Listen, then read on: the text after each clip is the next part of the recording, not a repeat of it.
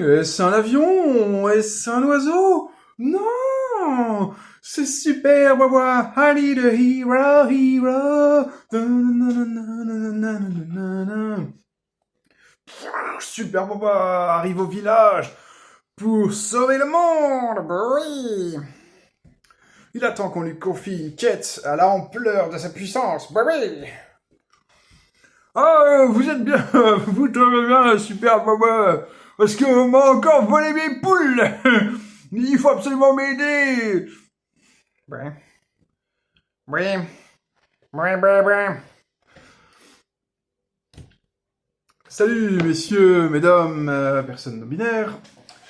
On continue cette série donc sur tes masques de MJ. Et cette fois-ci, on va aborder un nouveau masque de MJ. On a vu un peu le masque mensonge, manipulation. Aujourd'hui, on va voir le masque héroïsme, aventure, bigger than life et tout. Ça pète dans tous les sens. Voilà. Et l'idée, en fait, c'est d'en finir avec les affaires de vol de poules, ou, comme le dit Guillaume Rioux, qui a encore apporté sa contribution pour cette vidéo, on va essayer, on va en finir un petit peu avec l'élimination de rats dans Pathfinder 2, quoi. Donc, grosso modo, le constat, c'est que dans pas mal de parties de JDR, eh bien, le scénario ou la campagne va souvent démarrer par une aventure, somme toute, très triviale, la fameuse enquête sur une disparition de gallinacés, voilà. Et donc en enquêtant, voilà, sur les poules disparues, on tombe sur une menace anodine, des gobelins, des brigands, un sorcier local, etc.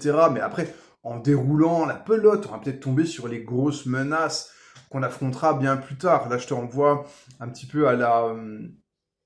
c'est pas tout à fait illégitime de démarrer comme ça, bas niveau et tout, et que ça nous amène à des grosses menaces. Je te renvoie à la méthode des trois pourquoi, qui permet justement, à partir de quelque chose d'anodin, en se demandant pourquoi ce truc anodin est arrivé, on peut tomber sur l'anneau unique, hein, enfin, sur le truc de fou, quoi.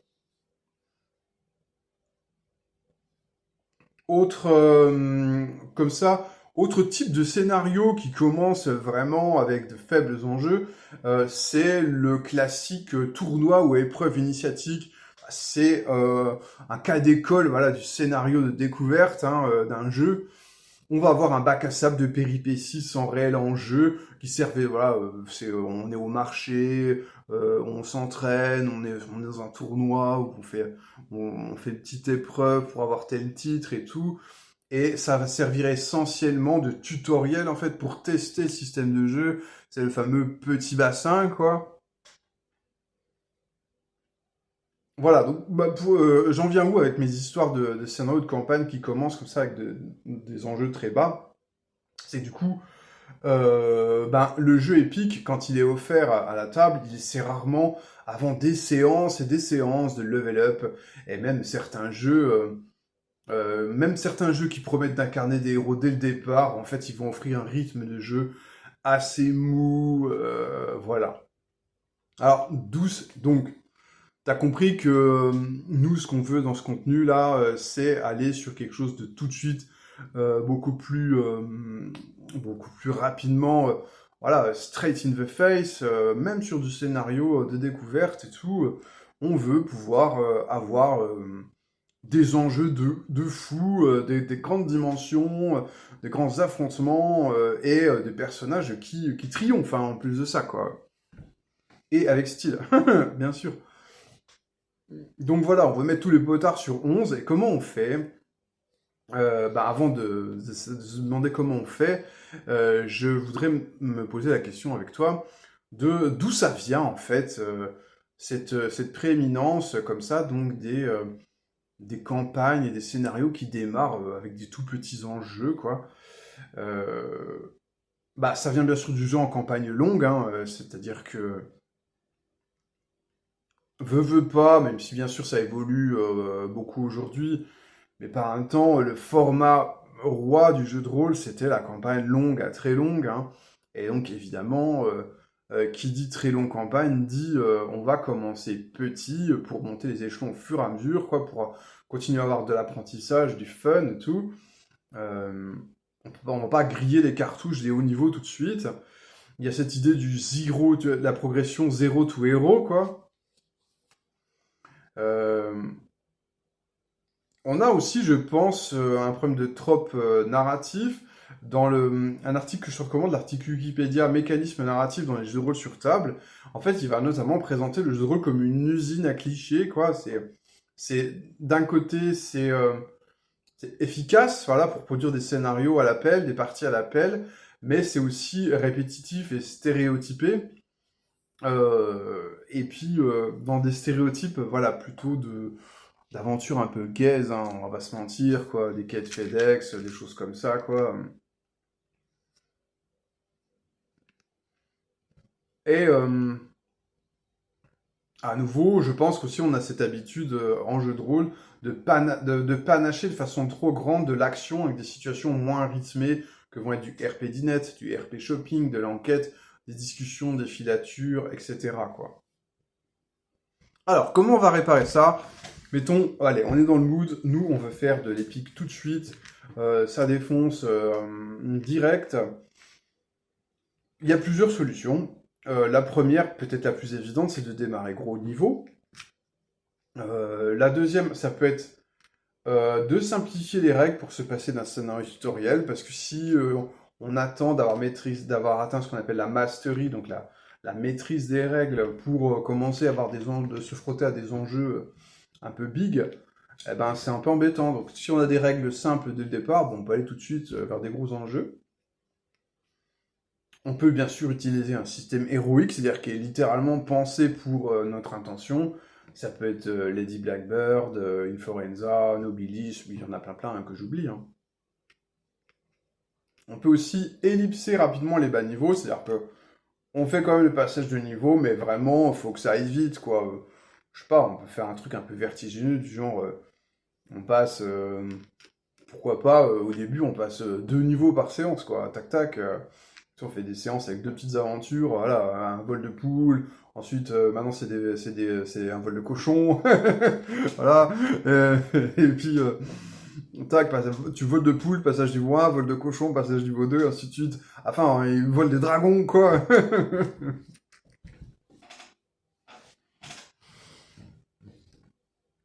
On peut aussi faire supprimer l'enquête. Parce que, tu vois, même dans des jeux où on est censé des jeux de super-héros, bah, des fois il y a des phases d'enquête, et en fait, c'est un peu chiant, quoi. Enfin, on va pas se mentir, quoi. T'as des super pouvoirs, machin, toi t'attends à te friter avec des super méchants et tout. Et puis, tu passes des heures à battre le pavé, à fouiller les poubelles et tout. Non, ça le fait pas, quoi. Donc, vraiment, supprimer les enquêtes ou vraiment les raccourcir, quoi. Un jet de dés, hop, l'enquête est résolue. Ok, bon, bah, on sait que le MacGuffin, il est à tel endroit, on y va, on casse la figure au méchant et ainsi de suite. On enchaîne. On peut aussi faire des campagnes courtes, parce que bon, évidemment, comme je te l'ai expliqué, la campagne longue, elle est fortement calibrée pour démarrer avec des enjeux faibles, donc faisons des campagnes courtes. Comme ça, on peut aller tout de suite dans du dur, quoi. Il y a bien sûr démarrer in media res, j'aurais peut-être dû démarrer par ça d'ailleurs. Donc in media res, c'est démarrer en fait en plein milieu de l'action, sans se passer de salam alek, de présentation, tout ça, d'explication. On démarre direct, on est dans une scène ultra épique avec des explosions et tout. On expliquera un peu plus tard comment les personnages en sont arrivés là, quoi. Euh, Alors, même si on a un jeu d'horreur ou ce que j'appelle aussi des jeux survivalistes, donc des jeux avec forte létalité, quoi, on peut quand même installer une ambiance de gros enjeux, au moins pour la vie du personnage, mais aussi pour le monde.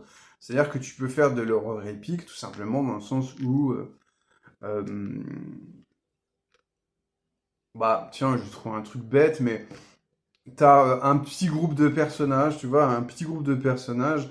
C'est pas des super-héros ni quoi, c'est des personnages un peu normaux. Mais il se trouve qu'un peu par hasard, ils ont en leur possession l'antidote contre la menace zombie. Et il faut qu'ils l'amènent, je sais pas où, dans un laboratoire, voilà, pour qu'on puisse répandre ça dans le monde. Et donc ils doivent traverser la ville, sachant que la ville est remplie de zombies et tout. Donc c'est un pur scénario d'horreur, il y a probablement 95% de personnages qui vont mourir et tout. Mais les enjeux sont énormes, les enjeux c'est littéralement, c'est sauver le monde. Et voilà, donc tu peux avoir des personnages faibles, avoir énormément de létalité et être quand même épique d'une certaine façon, quoi. Parce que les enjeux sont importants, si ce scénario est réussi, ça va vraiment changer la face du monde. Alors, petit commentaire de Guillaume Rioux au passage, il nous dit aussi que ça peut être pas mal d'avoir une attitude finalement de play to lose pour, donc côté joueur, quoi, pour favoriser le jeu épique. Alors, il s'explique. En fait, si tu sais que ton perso va probablement mourir, eh ben, tu peux consentir à la mort héroïque plutôt qu'à des mesquineries pour survivre, quoi. Alors, c'est un peu... Alors, j'avais prévu de le dire à la fin, mais je pense qu'il faut que je le dise maintenant. Il y a un peu, quand même, deux sortes de jeux de rôle épiques ou héroïques. En fait, je vais dire que épique et héroïque, c'est synonyme, c'est un peu exagéré, mais je vais dire que c'est synonyme pour simplifier. Mais autant si je mets une équivalence entre ces deux termes, autant je dois admettre que ça veut dire deux choses. Épique, héroïque, ça peut vouloir dire les personnages, donc dans les deux cas, il y a des gros enjeux. Mais dans le premier cas, les personnages vont s'en sortir automatiquement. Les personnages sont badass et tout, et ils sont là pour botter des culs, et voilà quoi, ils vont réussir quoi. Et le deuxième sens de épique, héroïque, c'est toujours il y a des gros enjeux, mais les personnages, c'est pas dit qu'ils réussissent, c'est plutôt que ce sont des... On va mettre en scène le courage. Ce sont des personnages extrêmement courageux qui vont devant des pires dangers parce que ça sert une bonne noble cause ou parce qu'ils sont parce qu'ils sont déglingués, je sais pas quoi. Et c'est pas tout à fait le même paradigme parce que évidemment dans le deuxième paradigme, l'échec est sur la table. L'échec est possible, la mort des personnages est possible, mais elle sera héroïque. Donc ensuite, on va débuter avec autre conseil de Guillaume, c'est de débuter avec un équipement hors norme. Comme par exemple dans Bloodlust, on démarre avec des armes divines. Bon, tes personnages sont pas forcément haut niveau, c'est-à-dire tu peux être vraiment l'esclave du coin, le tavernier du coin, voilà, la marchande du coin, mais t'es tombé sur une arme démon et tout, et là, d'un coup, cette arme te dote effectivement de pouvoirs importants et on est sur des enjeux planétaires et tout, quoi. Bon. Je reviens à mes propres conseils. En OSR, en fait, alors c'est toujours cette idée de... On joue des jeux difficiles, mais à des grandes échelles d'enjeux. En fait, tu peux faire en OSR, tu peux faire jouer des niveaux 1, mais qui sont pris dans des intrigues de haut niveau. Par exemple, j'avais fait un one-shot que j'appelais Pour la reine berbère. Alors, en grosso modo, c'est une partie d'OSR avec des personnages pré-tirés de niveau 1. Mais ils étaient l'escorte ils jouaient l'escorte d'une reine dans un univers sordide sorcerie d'inspiration berbère, pour vous faire très simple. Et il y avait tout un drame. En fait, c'était les derniers survivants de l'escorte de cette reine en fuite. Donc c'était pas les personnages les plus puissants. Il y avait certainement eu des personnages bien plus puissants à une époque dans l'escorte de la reine, mais il y avait plus qu'eux, quoi, qui étaient que des niveaux 1, quoi. C'était les derniers fidèles, en gros. Et les enjeux étaient importants, parce qu'en fait, c'était les dernières personnes à pouvoir protéger la vie de la reine, quoi. Alors pour la petite info, je faisais jouer toutes les relations drama avec la reine, avec le jeu pour la reine.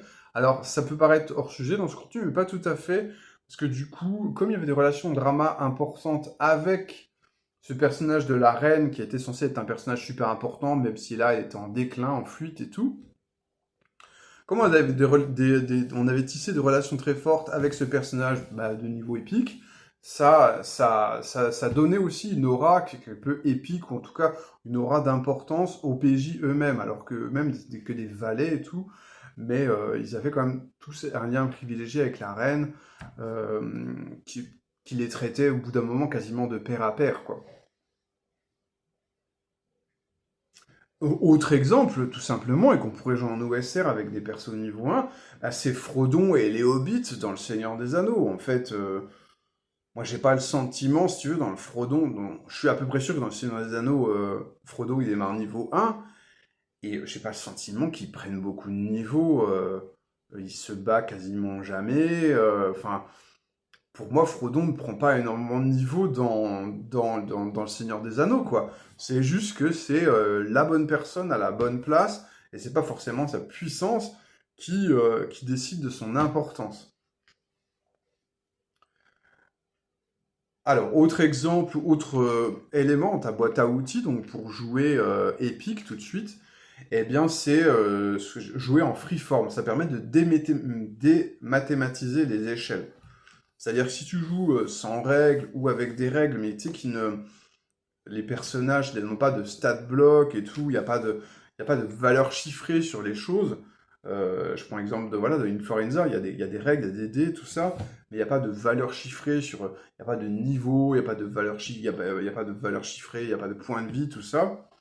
Eh bien, en fait, ça permet, on se rend compte que des fois, dans le jeu de rôle classique, ce qui nous empêche de penser épique, c'est les échelles, c'est les maths en quelque sorte. C'est-à-dire que les maths du niveau épique sont un peu trop effrayantes pour qu'on ose y aller, quoi. Donc en fait, une fois qu'on enlève cet aspect maths, ça devient beaucoup plus facile de se dire, oui, bah, de toute façon, en fait, attaquer un dragon, en fait, dans une Forenza, attaquer un dragon, c'est pas mathématiquement plus compliqué que d'attaquer un paysan, quoi.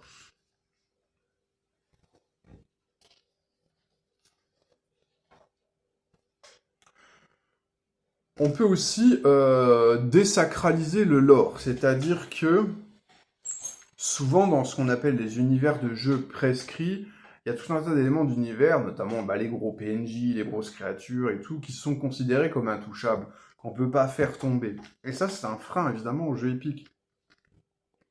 L'idée, c'est de se dire, bah en fait, ta partie de jeu de rôle, ton one-shot, ta campagne courte pensée pour être épique, c'est une sorte d'itération dans un multivers, quoi.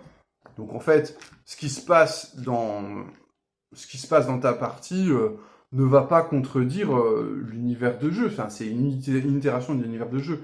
Je vais prendre un exemple. Du coup, j'avais proposé un one shot de Mindjammer à ma table, et en fait, ils ont carrément eu la possibilité de tuer l'une des plus importantes menaces de l'univers, quoi. C'était l'empereur, je sais plus comment.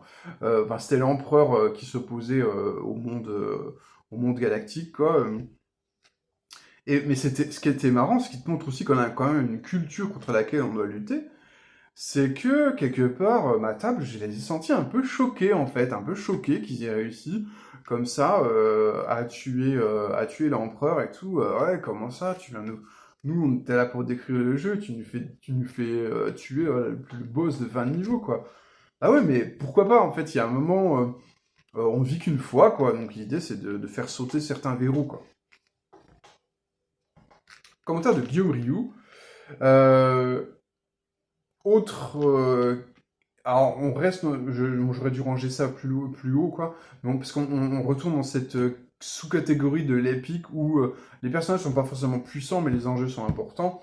C'est tout simplement de donner au personnage un poste à responsabilité. Le PJ n'est pas forcément dans ces cas-là, le PJ n'est pas forcément un super-héros, mais il va prendre des décisions impactantes car il y a des personnes sous ses ordres.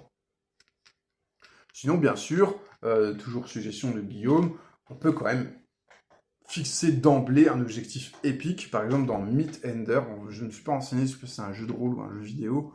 Dans Myth Ender, l'enjeu c'est de tuer un dieu, quoi. Bon, bah voilà, enfin, de toute façon, en jeu de rôle, j'ai au moins un exemple comme ça, que c'est un peu dans ce style-là, c'est Face au Titan, quoi. Face au Titan, on est là pour... bon, c'est un jeu solo, mais c'est quand même un bon exemple. On est là pour éclater directement un titan, un truc super balèze et tout. Et puis voilà, quoi. Alors, petite parenthèse, parce que j'ai peur d'oublier après, quand je dis jouer épique, c'est pas forcément des combats épiques, c'est pas forcément ce genre d'héroïsme et d'épopée, quoi. Parce que dans épique, il y a aussi épopée. Donc voilà, ça peut être des grands voyages, des découvertes extraordinaires, des mystères fous. Ça peut être de la politique, enfin, en grands enjeux, tu vois, ça peut être de la politique, ça peut être des courses-poursuites, voilà, à travers le monde. On n'est pas obligé que ça passe forcément par de la baston, quoi, hein. Même si, bon, je parle beaucoup de baston parce que c'est souvent le verrou mécanique principal dans les jeux de rôle, le truc qu'on ose le moins, en fait, offrir à cette dimension épique. Donc, c'est un peu aussi logique que j'insiste dessus, quoi. Donc, Guillaume Rioux aussi nous invite à penser à des logiques qui seraient inverses à du jeu de rôle classique. L'idée, c'est de commencer très haut, euh, mais quitte à diminuer, alors ça c'est intéressant, diminuer, quitte à reprendre une ascension. Cette idée que en jeu de rôle classique, la progression avec les points d'expérience, c'est voilà, from zero to hero, c'est une progression, on fait que augmenter en puissance, quoi.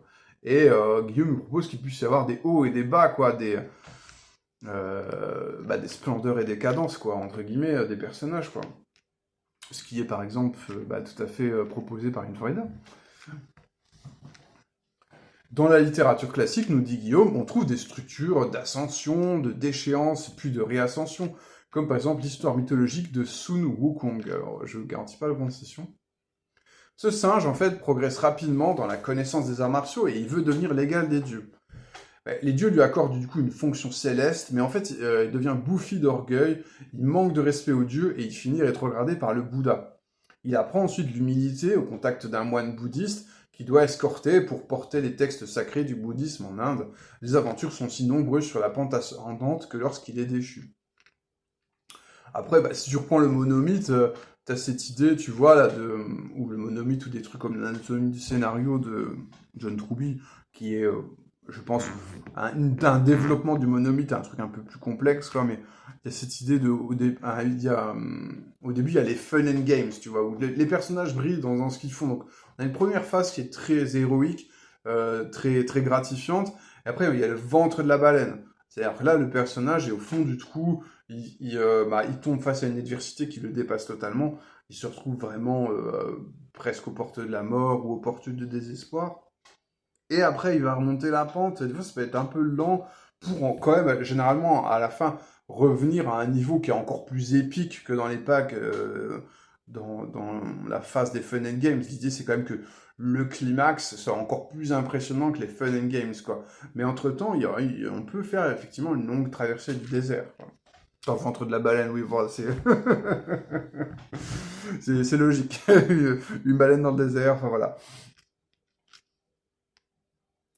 Donc en fait, je reviens à mes conseils personnels. Si jouer épique implique de donner une grande place à l'action, ça doit aussi se faire avec un rythme enlevé. C'est aussi, à nouveau, je vais plaider pour simplifier les mécaniques. C'est-à-dire que, en fait, si on joue à Donjons et Dragons, des persos niveau 1, oui, niveau 20, niveau 20, oui, ça va être épique. Est-ce que les combats, ils vont pas être méga trop longs? Si, ils vont être méga trop longs. Donc, c'est pour ça qu'un jeu comme Lady Blackbird, t'as déjà l'impression que ça pulse à fond, et les règles sont très très simples, et on gère un combat, voilà, en 5 minutes, quoi. C'est ça qui est top, quoi. Et par ailleurs, on ne doit pas totalement négliger les temps creux. J'ai quelque part, d'une certaine façon, dit que dans le dispositif classique, il y avait un peu trop de temps mort, mais il faut évidemment hésiter de céder à l'inverse au fameux syndrome orphelin du tout conflit, c'est-à-dire que de l'action, tout ça, on se pose jamais, on réfléchit pas. Non, bien sûr, il faut des moments de contemplation, des moments de drama, des moments d'intimité, ça c'est toujours bienvenu. Mais t'as noté que c'est pas les mêmes temps morts que dans le dispositif dominant. Je sais pas parler de shopping, de RPDNet et tout. Les temps morts, et il faut que les temps morts soient épiques à leur manière, quoi. Donc voilà, le shopping, ou des choses comme ça, je sais pas si c'est nécessaire, quoi. Alors, Guillaume Rioux, pour conclure un peu, nous pose une question. Et il se demande si est-ce que le calcul ou l'optimisation des mécaniques est contraire à l'héroïsme? Est-ce que l'héroïsme, ce serait pas de ne pas penser aux conséquences? Fais ce que doit, advienne que pourra. Bon, il y a deux questions. La réponse à la première sur les mécaniques, c'est oui, pour moi, le calcul ou l'optimisation des mécaniques, c'est contraire à l'héroïsme. J'avais défini trois sortes de jeux par rapport à comment l'adversité est gérée dans ces jeux. Il y a les jeux survivalistes.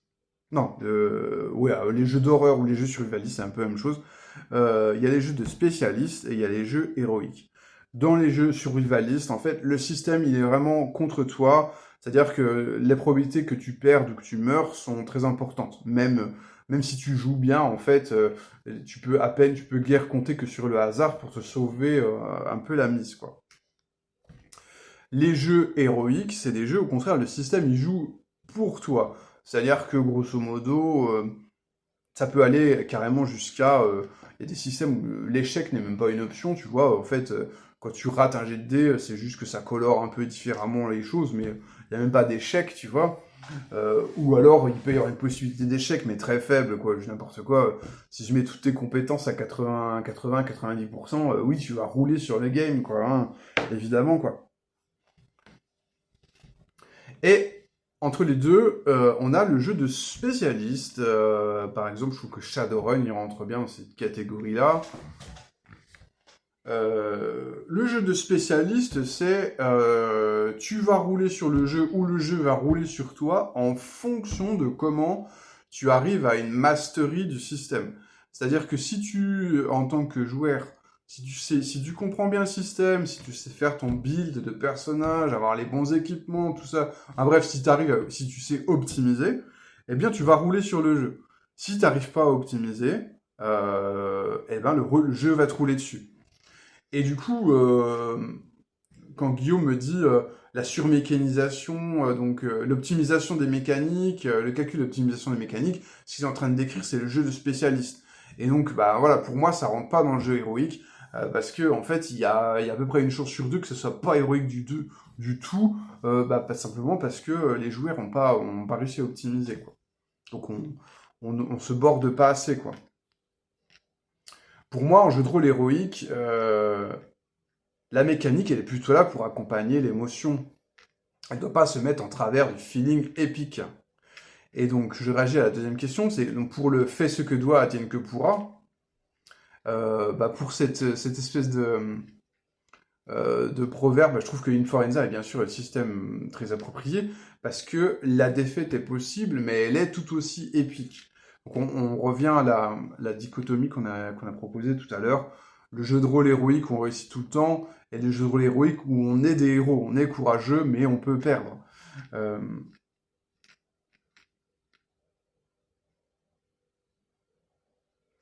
Et bien, sur ces bonnes paroles, on se laisse, on se retrouve la semaine prochaine pour une dernière vidéo sur tes masques de MJ. J'ai oublié c'est quoi le thème, c'est pas grave, on va en découvrir ensemble. Je te dis à la prochaine, ciao!